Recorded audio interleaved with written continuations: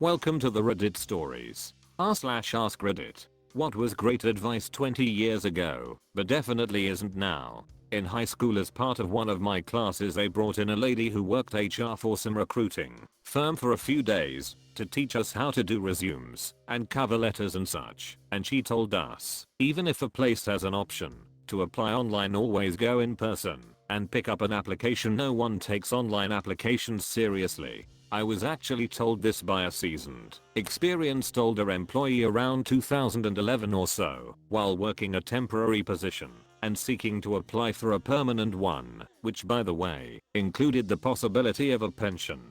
I carefully filled out a thick application stack by hand and delivered it personally to HR. Turns out that due to some recently added rule, I was not eligible unless I went through the online application process, and no one told me until it was too late. It was probably better for my mental health in the long run to leave that job rather than feeling like I had to stay for the benefits, but the whole experience really soured me on trusting anyone's advice on anything ever. Always verify from the relevant source. Generic dating advice. People always wonder how some people get to be so creepy, but they forgot that they've been brought up by a generation who thought the best way to get a woman was aggressive flirting techniques, actual stalking, and being overly possessive.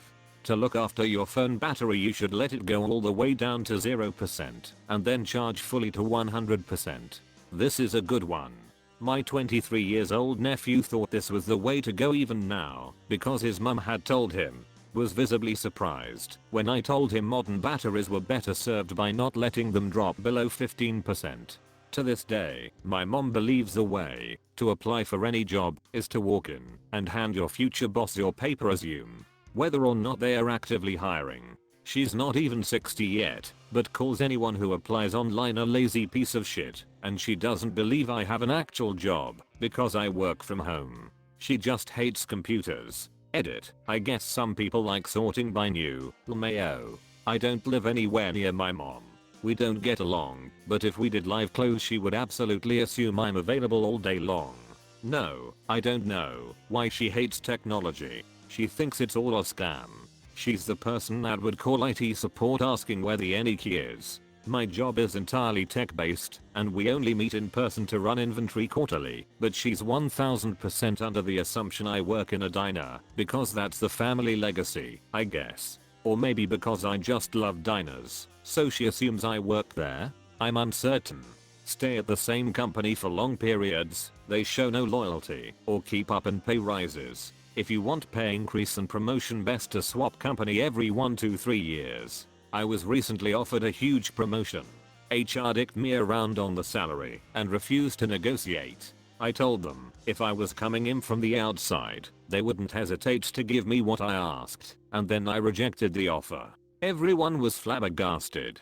My boss called the C-suite level member of our dep to tell him what happened. The next morning I had a new offer for exactly what I asked. Buy that house. Sure, it seems weird that you qualified for such a high home loan, but I'm sure they wouldn't offer it to you if you couldn't afford it. After getting this advice recently, the alarm bells went off for the rhetoric surrounding 2007.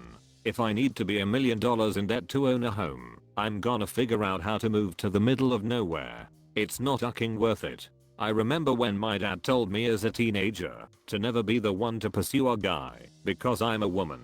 Maybe that was to keep me safe in my youth, but I've since come to realize that most of the dudes who are worth being with are either shy or oblivious, and I have no choice but to make the first move. I'm going to admit I'm absolutely terrible at distinguishing if a woman is just being friendly with me or is actually into me, and I think it's the same for a lot of guys. I generally assume a woman is just being friendly, as I'd rather be wrong about that than potentially creep a woman out who's only being nice. So I really appreciate when women make the first move. Everyone needs a college degree.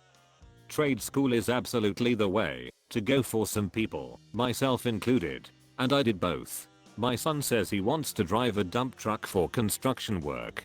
He may only be 5, but you'd better believe I'm encouraging him to pursue that. 20 years ago, don't meet up with people you met on the internet, and don't get in cars with strangers. Today, get into the car with a stranger that you've summoned to your house using the internet. The first time I met my Ingress team, like Pokemon Go, but competitive capture the flag, I was in a graveyard farming gear and got a message in-app saying, "Get in the grey van," and, without thinking, I hopped in this grey van that came up behind me. You can rest when you are dead. In my opinion, the grind culture is harmful and leads to a lot of physical and mental illness. Stress-induced illnesses have never been as bad as it is right now. Burnouts have never been as high as they are now. Mental health is plummeting.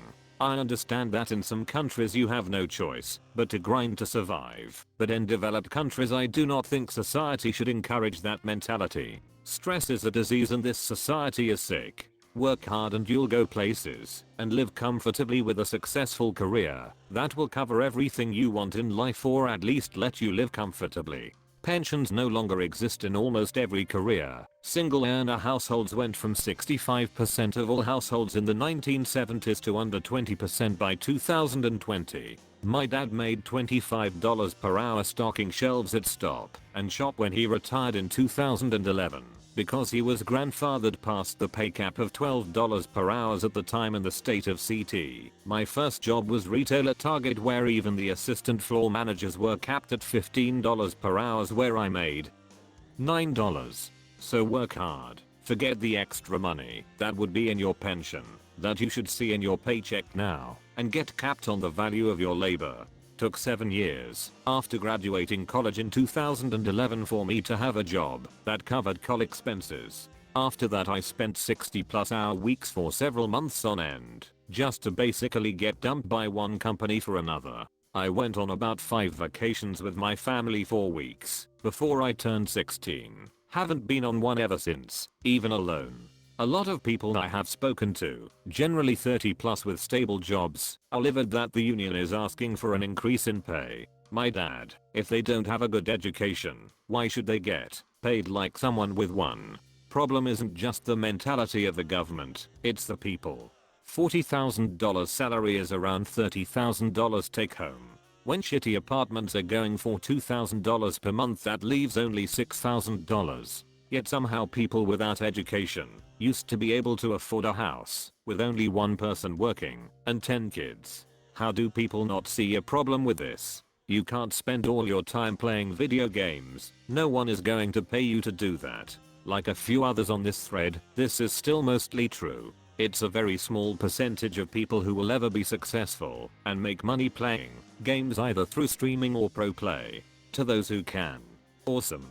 I'm definitely a bit jealous, but most people will not get paid to do that. I always hated this argument. Math class used to be called logic because you were learning how to think and use logic to solve problems. It's not about writing down the correct answer. The point is to learn to utilize various ways in which problems can be solved. It's a vehicle to learn abstract thinking.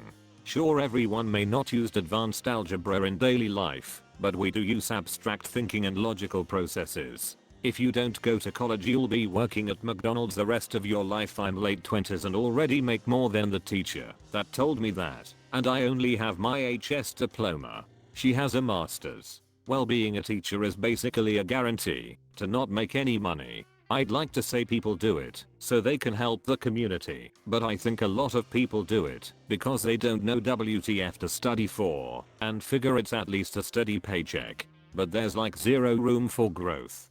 Thank you.